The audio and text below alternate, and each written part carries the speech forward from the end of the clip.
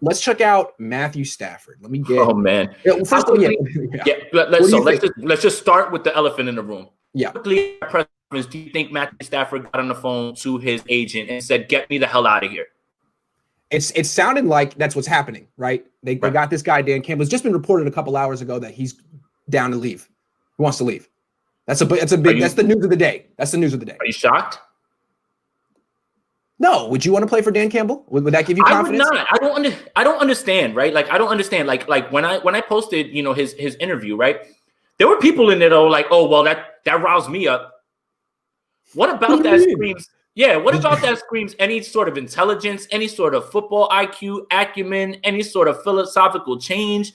That just to me screams drunk guy in a bar doing his best Jim Tom Sula impression. Come on, man. There was nothing about anything that he said that makes me think that the Lions are going to be anything more than a 4 or 5 win team during the 2 years that he's a coach. 6-year deal be damned. He's not making it to nowhere near a third year. I don't want to hear that. Matthew Stafford is not looking to rebuild, and he's certainly not looking to rebuild under Dan Campbell.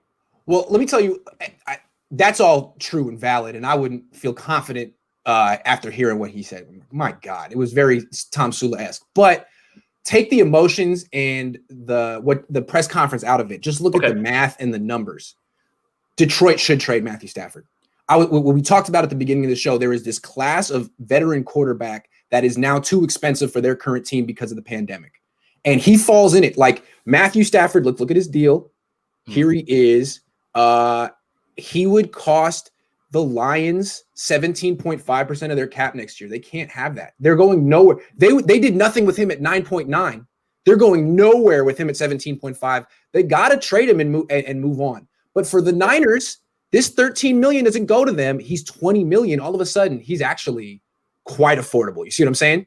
Yes. I mean, it's like this. If I had a wish list, it's Watson.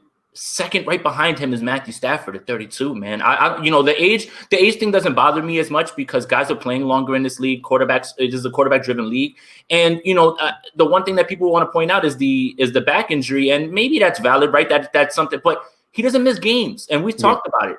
Week 17, he was out there playing, even though he had no reason to. So, give me that guy. Yeah. Okay, so financially, he fits. I mean, he would cost the Niners $20 million in 2021, $23 million in 2022, and then he's a free agent. And then by then, you could have Trey Lance come in and replace him, or Kyle Trask, or whoever you drafted, Mac Jones. So the question is, what would it cost to trade for him? I'm thinking it cost the Raiders to get Carson Palmer, who was a first and a second. That's about probably what it would cost the Niners. So is it going to be this year's picks or next year's picks? Let's look at it from Detroit's perspective. Does it help them to wait until after June 1 or to trade them now? If they do it before June 1, it's $19 million in dead cap. If it's after June 1, it's $13 million. Not a big difference. I'm thinking they're going to want the picks this year. What do you think? Yeah, they're probably going to want the pick this year at 12, because then that even gives them some sort of maneuvering to move up for their guy if you can arm yourself with 12. So, yeah, they're probably going to want this pick, which – you guys know I'm on the Lance train, but unfortunately that's probably going to put them out of it because, I'm starting to get scared that I don't think that Trey Lance is going to be there at 12 anyway. Mm-hmm. And if the 49ers get that sort of insight, then I think this is something that you have to do, right? And again, we've talked about it, Grant.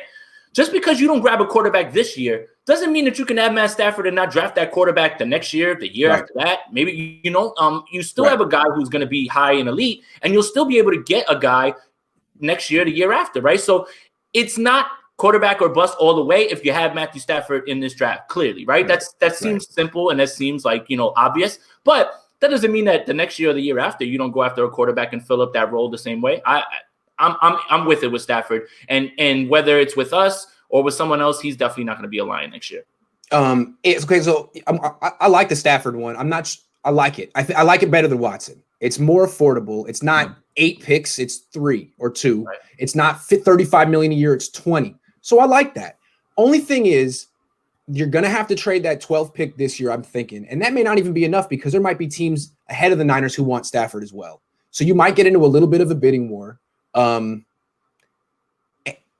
then first, now you're not in a position to take Trey Lance, as you pointed out. You're not. You're waiting a year to get the quarterback to develop to take over for Matthew Stafford. It's a little clunky, but it could work. It could work. I mean, you could trade the first, take Stafford and then take a quarterback in the second, but now you haven't addressed your offensive line, your cornerback play. So it's a little tricky. There might be better options. I got 8 more names. What would you say? What would you think the package would be for Stafford? Would it just be 12 and maybe next year's second or something like that? Because then if you do that, I don't think that's enough. I don't think that's what I mean, right? Yeah. Like, and if I'm the Lions, that's the starting point. Right. That's the starting point. I feel like more than one team would offer their first this year and their second next year. So if I don't think the Niners would have the best of that combination. Right. And I mean, if you're the Lions, you understand what you have. You know how good Matthew Stafford is, and you know that you shouldn't be selling him for peanuts. Right. And, I see some of the comments in here about, not being mobile. I think that, again, I have to reiterate the point that the 49ers don't need a mobile quarterback. They need someone who can maneuver the pocket, and that's what Matthew Stafford can do. That's it. I'm tired of quarterbacks in this system, all 3 of them. I'm not going to name one person. All 3 of them not feeling the rush, not stepping up, not moving, to the left, to the right. Matthew Stafford can do that. And then on top of that, throw from different platforms. So, I just had to get that out there. Okay. So we agree. Better than Watson. A little difficult. Let's see what else is out there.